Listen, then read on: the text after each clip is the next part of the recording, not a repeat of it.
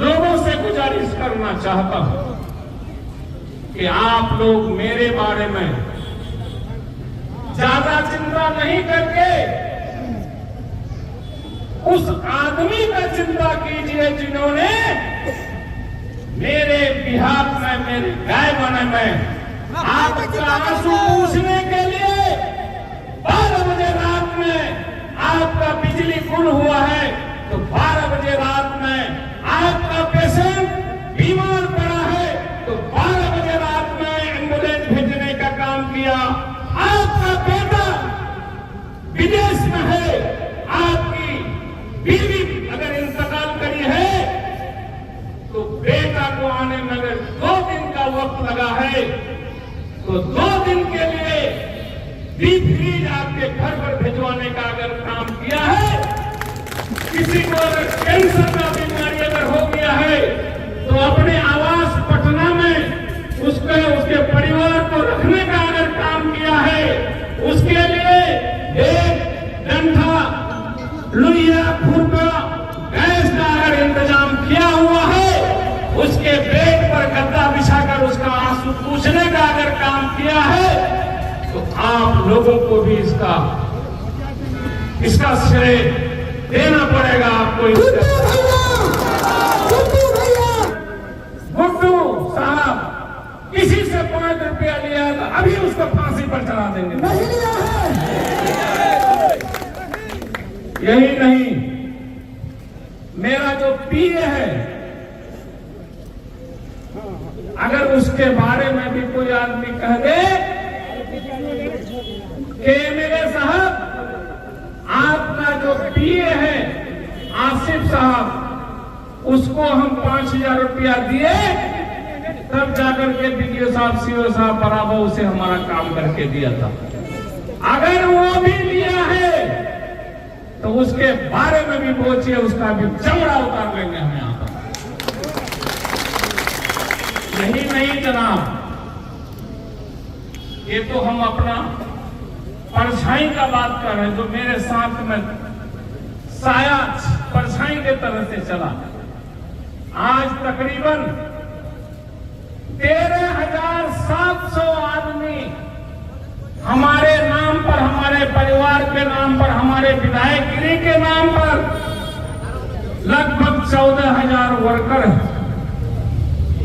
30 पंचायत का वर्कर कितना है? बोलिए। 14,000 वर्कर है। इस 14,000 वर्कर को रोकने का ताकत किसी नेता में नहीं है। लेकिन मैं दावे के साथ कहता हूं कि मेरा बेटा, मेरा पीए के अलावा ये 14,000 आदमी भी अगर किसी से 100, 200, 500, 1000 रुपया लेकर के दलाली किया है, तो उसके चलते हमें उल्टा करके टांग दीजिए और कहिए कि हाजी साहब आपका फटा वर्कर हमसे रुपया लिया है। मेरा वर्कर इतना साफ सफा है कि पेट में कपड़ा बांध के चलने वाला मेरा वर्कर है। जिस तरह से आपका विधायक प्रतिनिधि, आपका विधायक पीए आपके साथ में खड़ा है और ईमानदारी से आपका काम किया है, उसी तरह से ये 14,000 आदमी 395 वार्ड में ईमानदारी से लोगों का हिफाजत किया है।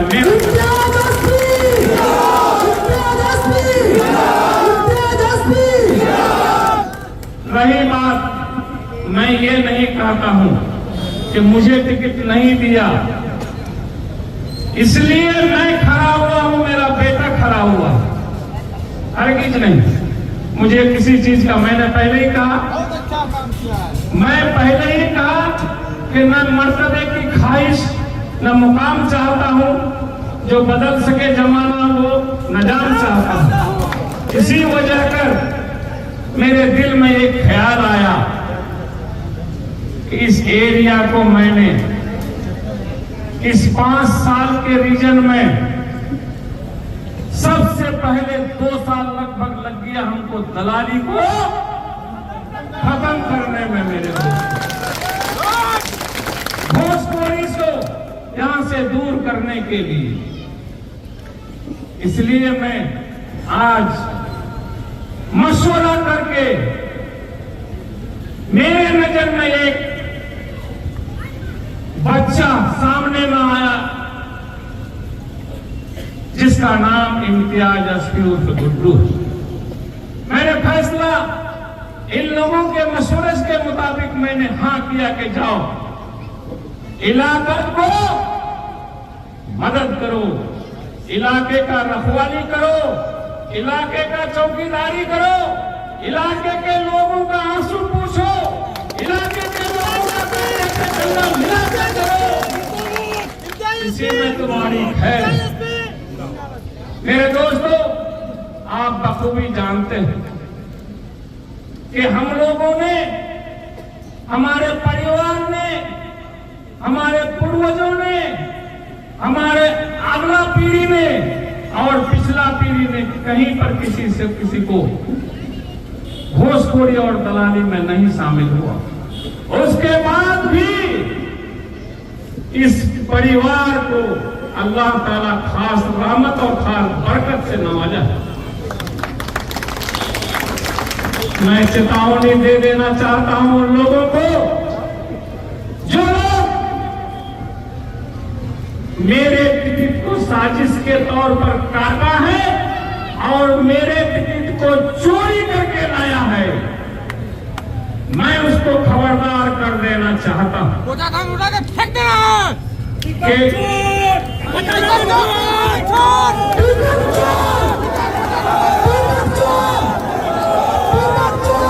कि फोन किया राष्ट्रीय जनता दल के राष्ट्रीय अध्यक्ष के पुत्र से मेरी बात हुई। मुझे उसके तरफ से आश्वासन मिला कि हाजी साहब, लालू जी उसको टिकट दे दिए हैं, लेकिन आप घबराएं नहीं, आपके लिए हम फार्म सी रखे। फार्म सी का मतलब समझ लीजिए। पहले फार्म 1 जो दे दिया, अगर आप फार्म सी लेके जाते हैं तो ये वाले का वैल्यू खत्म है। हमको 2 घंटा गुमराह करके रखा। उसके बाद हम लोग निराश हुए, लेकिन उतना भी निराश नहीं हुए कि हम किसी के बलबूते पर इलेक्शन जीतने वाला परिवार है। उसका जिंदा मिसाल है, हमने पिछले दफा एमआईएम के कैंडिडेट पर, एमआईएम के टिकट पर बैरिस्टर असदुद्दीन ओवैसी साहब का कैंडिडेट बना तो जरूर, आप लोग पत्रकार हैं क्या? लेकिन मेरी मेहनत से ओवैसी साहब के सिंबल पर आप लोगों ने वोट दिया और इजहार एसपी के साथ 5 विधायक सीमांचल से भेजने का आप लोगों ने काम किया।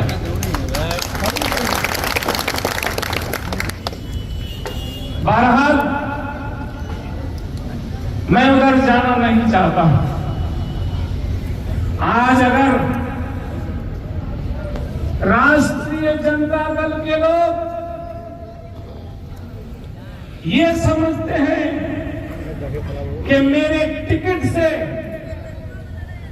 एसपी परिवार या बिहार का कोई सीट जीत सकता है, तो वो अपने आप पर, अपने जबान पर, अपने दिलो दिमाग पर ताला बंद करे